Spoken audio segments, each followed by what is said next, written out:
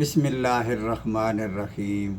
السلام علیکم ورحمۃ اللہ وبرکاتہ۔ سورہ بقرہ آیت نمبر 173۔ اللہ تعالیٰ نے حرام کیا تم پر مردار کو جو اپنی موت آپ مر گیا ہو اور ذبح نہ کیا گیا ہو، اور خون اور خنزیر کا گوشت اور وہ چیز جس پر اللہ کے سوا دوسروں کا نام پکارا گیا ہو وہ بھی حرام ہے، اور پھر جو مجبور ہو، جس کی جان پر بنی ہو اور حد سے بڑھنے والا نہ ہو، بس اتنا کھا سکتا ہے جس سے جان بچ جائے اور زیادتی نہ کرے، تو اس پر ان کے کھانے میں کوئی حرج یا گناہ نہیں۔